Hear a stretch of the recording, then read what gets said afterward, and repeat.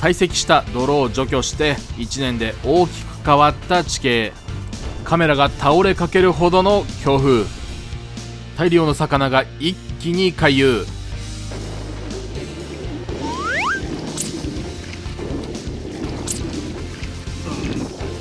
うわー、なんだこれ。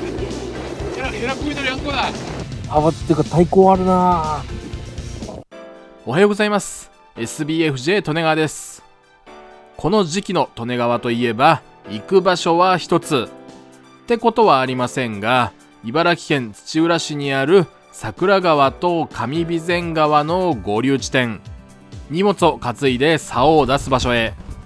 距離的には大したことはありませんが、トゲがすごい野原が多く生えている上に横になった草が足に絡んできます。人もそれほど入っていないので年々歩きにくくなっていますから、用心しながら進みます。何度か転びそうになったものの無事到着。よいしょ。左には野原、右はもう何もない。何もあるんだが、草だらけ、木だらけ。草でも木でもないな、草だな。後ろはこんな感じ。アイダマンが第一陣で切り開いてくれました。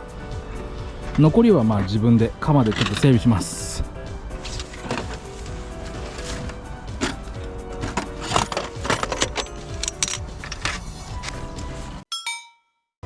マジで寒くて録画が止まるのやめてほしい。今台を広げたところです。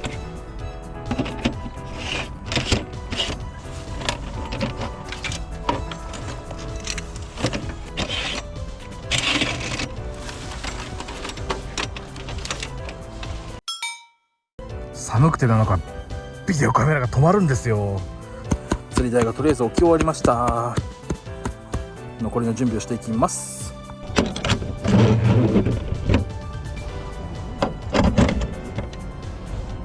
さあ、おかけ後ろはいいや。後ろはなしで。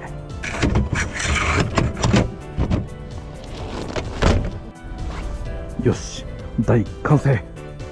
長靴のサイズがピチピチなので脱ぐのがつらい。竿掛けをセットしたら竿を選択。竿は風切りの 13.5 尺。舐めてるでしょうか。いやいや、舐めていません。本気でこれを曲げたいんです。私の大棒機でもじりました。大棒機です。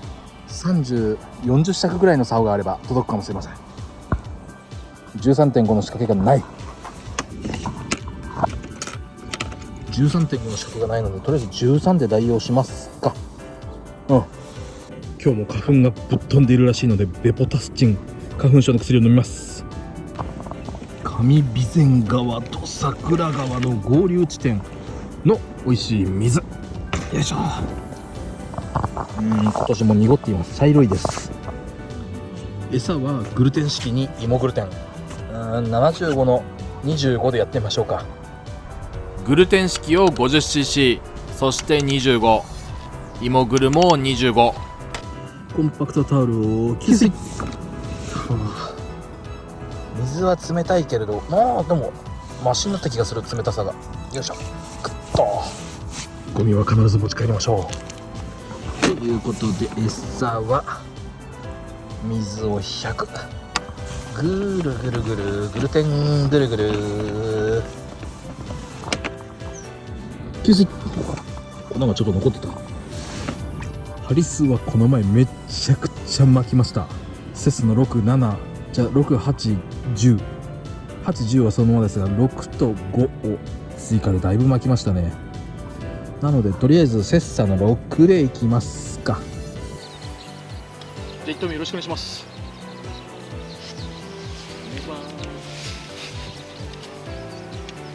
よいしょ。いや、そんな深くないと思いますよ。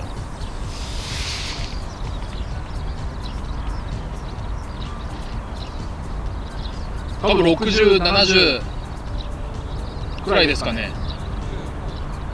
ちょっとありますかね。そんなに変わるもんですね。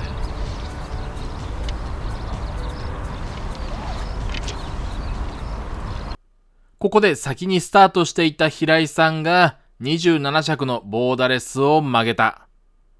しかし、かかった魚はアメ生でした。サイズがでかくないのが唯一の救い。ここでは多少、釣り竿は違えど、2021年から3年。いや、今年も含めると4年連続か。釣りをしてきましたが。あ、触った。気のせいかな。今、プルンと浮きが動きましたね。で、過去に誰もアメ生はかけていなかったはずなので、工事の影響とかがあるのかもしれませんが、船が釣りたいです。改めて水深を測ってみましたが、この一帯、工事で堆積した土を除去したので、これから大雨が降ったりしたタイミングで、また色々と変わりそうです。が、手前に来るにつれて、だんだん深くなっているのは変わりませんでした。どのくらい地形変化があったかというと、この島が丸々消えました。去年よりかなり川幅が広くなってしまったので、どんな影響が出るのか心配です。実は今気づきましたが、去年釣りをした時と景色が激しく変わっていたもので、おそらく同じ釣り竿に入ったにもかかわらず、現地では気づいていませんでした。バラとか草の生え方が同じような気がします。でも去年はこの時期暖かかったな。この日ヘラブイを買って直行したので、時期的には同じような3月の上旬でしたからね。とりあえず今日もヘラブナを釣れるよう頑張ります。去年の動画はここまで。今年に戻りましょうと。水深を測ったものの、竿は変えずに1時間が経った頃、浮きに動きが出たので、ついつい手が出てしまいました。動き的に流れていたゴミが道糸に触れたというよりは、魚が何かしら生き物がいたような気がします。ここまでとっても穏やかな雰囲気でしたが、今日は昼から風が強くなる予報です。流れも出てきたようで、浮きの位置を上に上げて釣りを続けていましたが、また水面から出るようになってしまったので、流れは少し弱くなったようです。ちょこちょこ調整しながら8時44分浮きが動きます。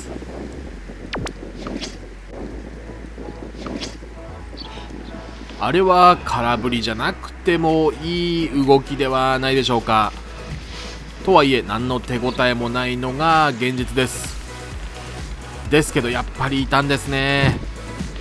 次の一投では何もありませんでしたが、その次の一投で浮きが動きました。改めて今釣りをしているセッティングですが、竿はシマノ風切りの 13.5 尺 4.05 メートル、道糸は 1.5 号のナイロン、浮きは太いボディで長さが9センチ、太めのパイプトップ。さて間もなく浮きに違和感が出ます。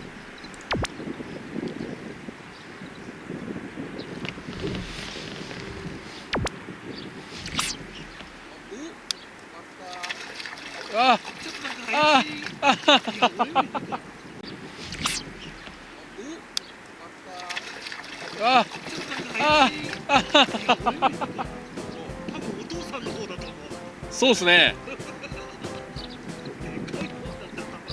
頭でかいですね。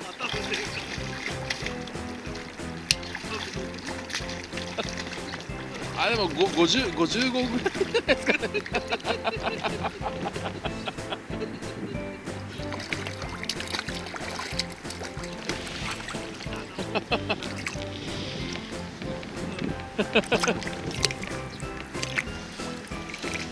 でもなんかこっちに上がってくるとそうでもないか。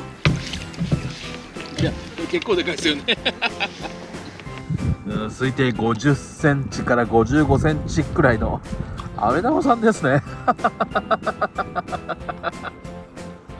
しっかり食ってんのかな。しっかり食ってます。ありがとう。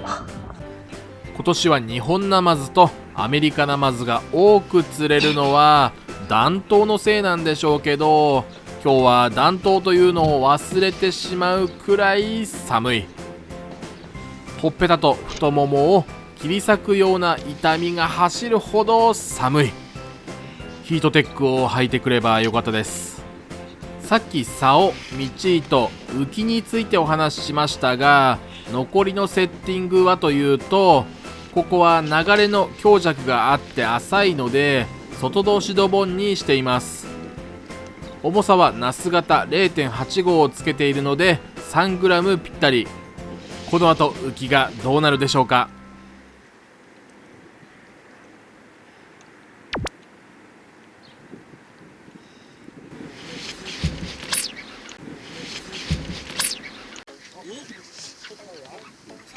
親方だな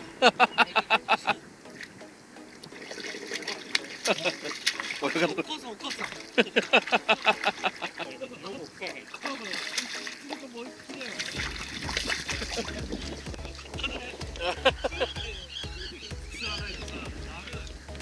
つがいですからね。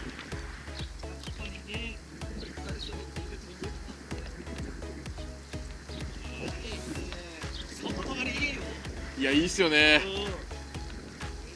いや、意外とでもこの風切り耐えるもんだなと思って。よ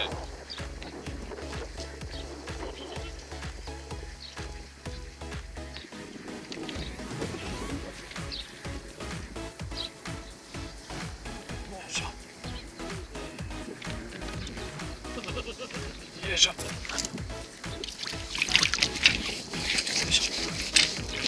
まあまあまあ、でも50ないぐらいですかね。飴玉のお作り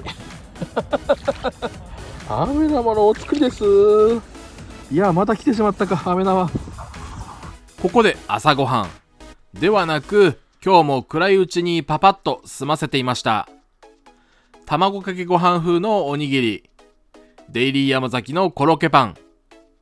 コロッケはちょっと薄めですが、丸々2つ入っていてめちゃくちゃうまい。そして安い。デザートはミルククリームとミルクホイップのツインシュー。冷えてるうちに食べるのがおすすめです。ついに爆風タイムへ突入です。太陽が昇っているのに寒すぎる。風のせいなのか気温がそれほど上がりません。草がカメラの邪魔をしていることに気づいたので、カメラの高さや位置を少し調整しました。餌を芋グルと綿グルの1対1にしてみました。というのも風がかなり強くなってきてしまったので、どっしり待てるように変更です。ちなみにカメラの位置を変える直前くらいから団子餌の進化を単品で作って時々投入しています。まあ、飴玉が2匹釣れた後の話なので、これからどうなることやら。ということで、浮きで風が見にくい、浮きが風で見にくい中、動きました。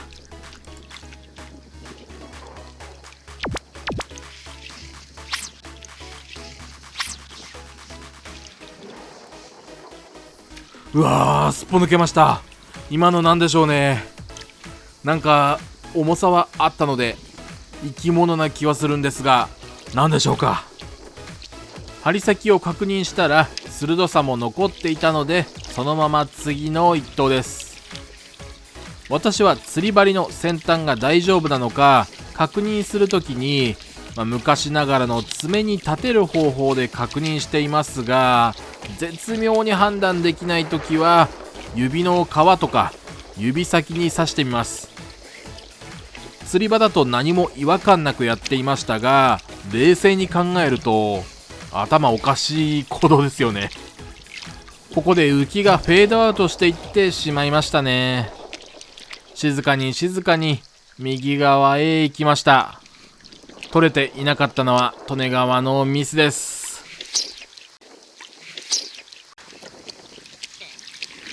おーいい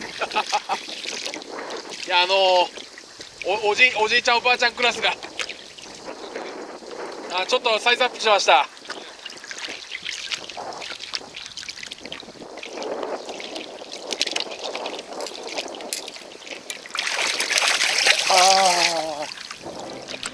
針は外れちゃいましたが、風切りで上がるもんですね。これからいよいよ春に突入するので、風切りは少しお家でお休みの予定ですから、今日のうちに思う存分曲げましょう。風で水面が波立つ中、時々こうやって浮きが怪しい動きをするので、それを合わせて空振ったりしていると、ついに魚が回遊してきます。それは10時35分の出来事でした。さっきからマスクをしていますが、こんなに寒くても花粉は飛んでいるようで、花粉症の薬ベポタスチンを最初に飲みましたが、鼻水がじわりじわりと出てきます。飴玉をかけた後、風の強さがもう1ランク上がってしまいました。今使っている竿は風を切ると書いて風切りですが、これだけ風が強いと風は切れませんでした。公式のホームページを見たら別にそういう理由ではないみたいなので、利根川の言いがかりというかあれですけども、もっと重心が手元にある暁とか京泉気境、重さのある月光強だったらもう少し楽に触れていたとは思うんですが、風切りの曲がりが好きなんです。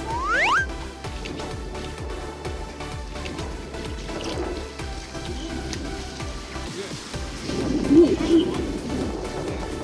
しかして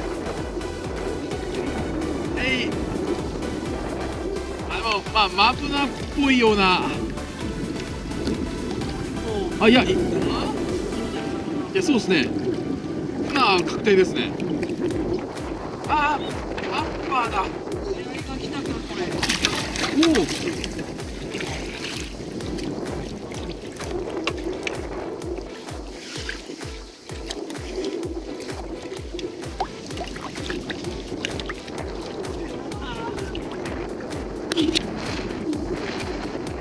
30ちょい、めちゃくちゃ綺麗なんですけど、食ってなかったー。ちくしょー、食ってたらよかったのになー。残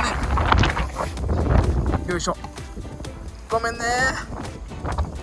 私が竿を曲げ、一席隣の平井さんが竿を曲げ、さらにその左の相田さんが竿を曲げるまで 1,2 分の出来事でした。これほど分かりやすい回遊は人生で初めてです。私だけ食ってなかったのが悔やまれる。悔しい。風が強すぎてカメラがグワングワンとしています。やばい風です。こんな日に釣りするもんじゃありませんよ。最初ドボンの重りを 0.8 号 3g をつけていましたが、1号 3.75g に増やしました。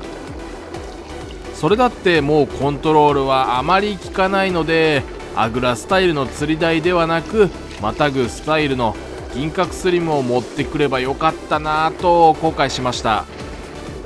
なんだかんだで体が冷え切ってしまい、ハリス交換という単純な動作が全然できなくて、寒くて指がガチガチになり固まるというか、なんというか自由に動かせませんでした。自分が置いた時こういう感じになるのかなとちょっぴり感傷に浸りながら、この一投で人生初の体験をします。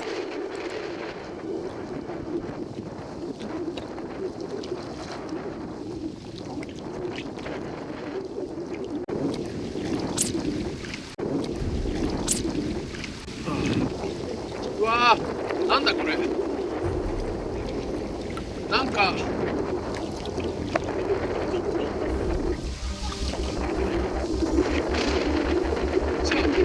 リャンコだ。ヘラコイのリャンコだ。ヘラとコイのリャンコって私人生初です。コイが外れた。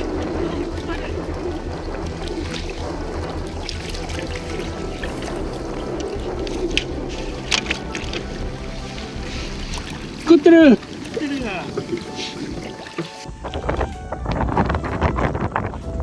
コイとのリャンコでしたが、今度こそ食ってます。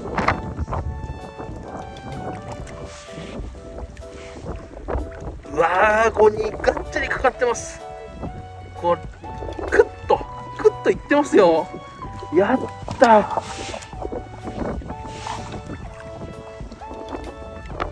エーイ。幅あるなぁ。幅っていうか体高あるなぁ。ざっと測ったら34センチぐらいでした。34センチくらいのヘラブナさん、ありがとう。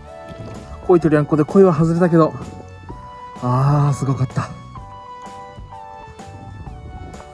両方同時に網に入るかなと頭で考えていたものの、鯉が結構な勢いで泳いでくれたのか、ハリスが飛んでくれて助かりました。今まで小さいサイズは別にしても、フナと鯉が同時に食うなんて人生で初めてです。いかに魚が大量に群れで回遊してきた証拠になったかと思います。結局昼前くらいまでの1時間だけ魚っ気が濃くて、一緒に行った平井さん、相田さんが釣っていました。私も一つは食わせられたので良かったです。相田さんがお腹の膨らんだ子を仕留めていました。春って感じですね。腹がお腹がパンパンですよ。ポンポンがパンパンですよ。春ですね。終了。風がすごいので終了。これはバラで切ったので、皆さんは手袋とかで保護しながらこういう場所には赴いてください。いやー、結構いろんなところ足とかも刺さりかけたし、痛い用心してください。13時半、風に耐えかねて撤収です。帰り道のちょっとした場所で竿が出せたらと思っていたのですが、用事を済ませたら15時になっちゃった。今から風に強い場所を探して準備して釣りをしたら時間がちょっとかかりすぎるので、おとなしく撤収。その代わり帰ってすぐこの動画の編集に着手しました。あと夜つけ麺を食べに行きました。ボリュームが多すぎて食いきれるのギリギリのところでなんとか食いきれました。なんだかんだで今日もヘラブナが釣れてよかったです。ということでここまでご視聴いただきありがとうございました。これから春が楽しみだという方は評価ボタンを押してチャンネル登録もしていってくださいね。ではではまた次の動画でお会いしましょう。